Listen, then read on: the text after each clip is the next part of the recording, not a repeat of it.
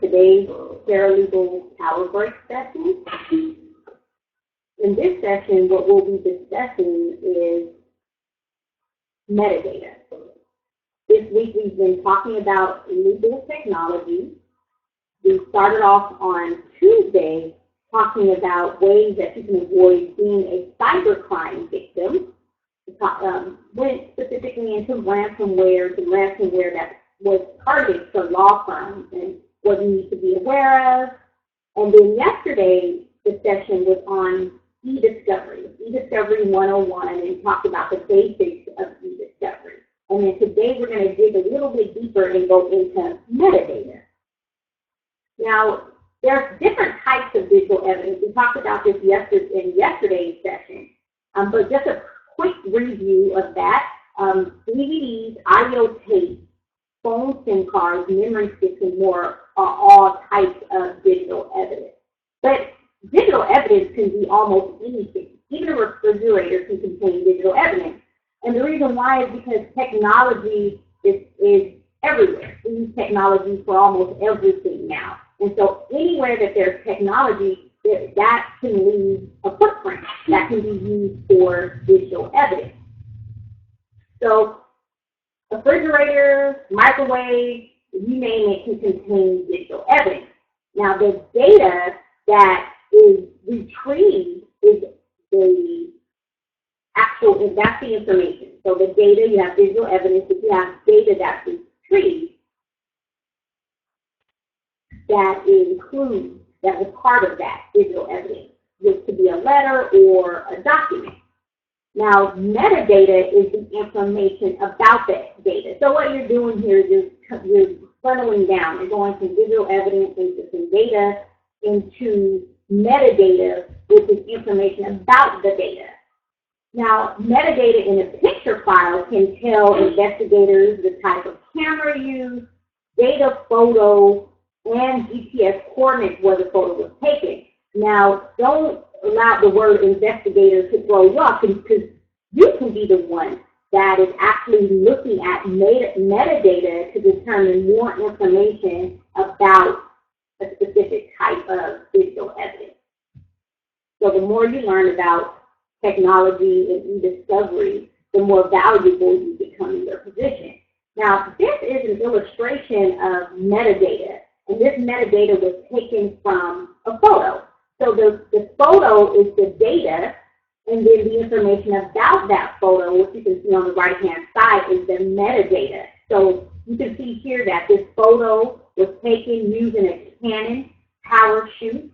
The date that it was taken, it has the date January 13, 2013, even has the time, 11:55 a.m. The file type, JPEG, the file size, and it even includes GPS coordinates so that you can determine actually where this picture was taken at. So that's a lot of information about one photo. Now, in order to locate a photo's metadata, but you can also find metadata for documents as well. But to find metadata from a photo, you would, in Windows, you would open Windows Explorer, right-click on the photo file, and click Properties. Then you would click the Details tab, and then there you would see all the information. Here you can see some of the information that was in that previous photo, where it has the type of camera that is used. So metadata is very specific. It gives very specific information about data. Now, you can also find metadata for documents. So an investigator can see how long the person had the document open, how many words and characters are in the document, and a lot more. The metadata has to be handled carefully because metadata is sometimes used in court cases.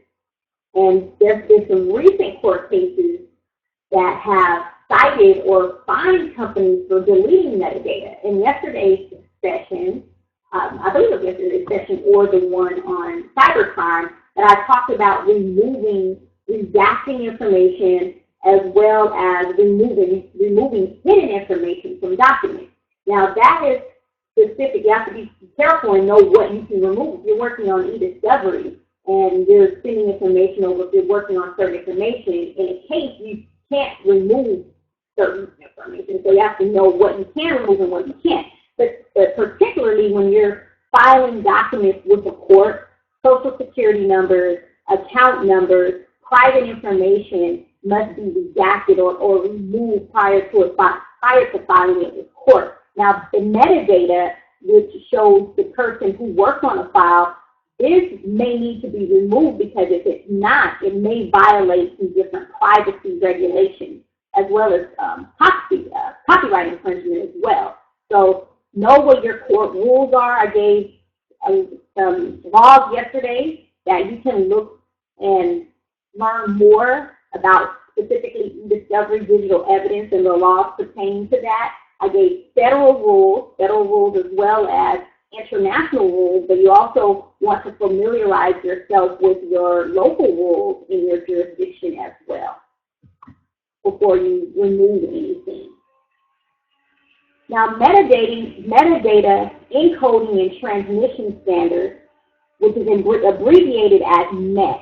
Now, what this is a metadata standard for encoding descriptive, administrative, and structural metadata regarding objects within a digital library. So you can look at it, when you go to the library, a physical library, there's a card catalog, there's a way to categorize information, and it tells you different information about that particular book, resource, whether that be a DVD, magazine, whatever that is. So you can look at this in a similar way. It's a way to categorize information. And it was developed by the Digital Library Association, and it's maintained by the Library of Congress. Now, MET profiles are found in PDF files, photographs, CDs, and other digital records. So it's a way to categorize information, and there are 5 different categories for metadata. You have descriptive metadata, which lists the metadata that's embedded in the document, or external descriptive metadata stored on an internet server. Administrative metadata describes how a document was created and stored, the original source object, and intellectual property rights. File groups are groups of electronic versions of a file, such as TIFF versions, PDF versions, and other types of versions. Structural map shows users how to navigate all the files. And then the behavior deals with any executable portions of documents. So really what this is doing is, in a sense, organizing or describing this piece of data. It keeps the data from being destroyed if it's not handled properly. So it pretty much is, with knowing the different information about that data, allows someone to handle it properly. Now, OS metadata is what is stored by computers and network operating systems. A typical OS keeps track of a file's map time. It shows when the data was modified, accessed, and created. Familiar with operating systems is, you have different types of operating systems. You have your Windows, and then Mac computers have different operating systems than Windows-based computers. So that word Mac time, be familiar with that and differentiate that from Mac computer. Both an OS and an NOS can show investigators. And again, don't let the word investigator throw you off. When you think of investigator, you may be thinking of a government professional, someone that works for the government. But an investigator can simply be your IT personnel, the person that is assisting with a case and that's pulling information from different devices. Now, this particular person that is used on the case that's pulling this information can actually see the last time a file was accessed and whose login was used to modify a file. Now, in civil cases, only the metadata embedded in documents is captured, not the OS or NOS metadata. Metadata is used mainly for organizing the discovery process. The contents of documents and emails is more important than the metadata. Now, that's general. because sometimes the metadata will be more important than the actual document or email. For example, if someone is there's a kidnapping and someone is trying to locate someone and they have that person's access to that person's device, that person took a picture, have something stored on there, metadata may tell when, the example before with the photo, telling the GPS coordinates, can tell more about the location of that person. So in that sense, the metadata is more important than the actual data itself. It's more important than the document, the email, the photo, and the example that I just gave. So the content of the document email, typically when you're working on a case, that there's a specific document that's being looked for, an email that's saying something, a document, and the metadata is really not important, but sometimes the metadata will be important. So it's important to know where to find it at, how to find it, and how to keep it from being destroyed. Deleted information might be deemed not readily accessible or too costly to retrieve. In cases, e-discovery is said to be the most expensive aspect of litigation. And the reason being, there's technology everywhere. There's a movie, I don't know what the name is, but it was about a smart house.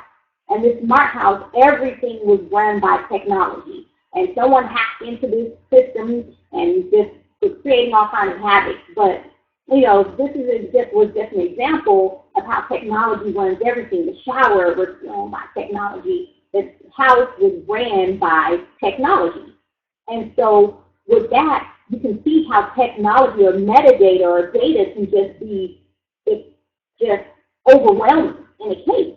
And sometimes, that's a strategy in a case that is used by parties, opposing parties, to overwhelm someone, to request information. It might be too difficult to do that. And the court is not going to, a lot of times, I'm not sure the statistics, but sometimes the court will not require that this information be produced because of the cost involved and how cumbersome it will be to retrieve it. So, metadata and data sometimes, it's not all of the information is used. Now, what's used in e-discovery is metadata embedded in documents, which stores information such as the author and the application used to create it. So this session just provided a brief overview of metadata with a follow-up to the session on cybercrime, making you knowledgeable about, cybercrime, the different methods people use to access their computers so they can be more safe, as well as on social media sites. And then yesterday, going over e-discovery, and then today, going in specifically on metadata. If you want to learn more about e-discovery, you can click on this link. You have access to the slides on our website. Click on the link or just go to Fingame's Learning and look for the text. It's e-discovery, an introduction to digital evidence. And you can purchase that text and learn more about e-discovery. So hopefully you found this session useful. If you have any questions, you can reach out on our website, rainmakersonline.com. There is a contact button on the bottom right on every page. Click on there and you can reach out. That's the quickest way to get in contact. But you can also reach out by email, info@rainmakersonline.com, or phone 800-580-6068. Hope to have you in the next session, so look out for that on our website. Go to rainmakersonline.com. Go to the blog, and then click on Paralegal Power Breaks. You can also access past sessions, and the next session should be posted. Thank you for your time, and have a great rest of your day.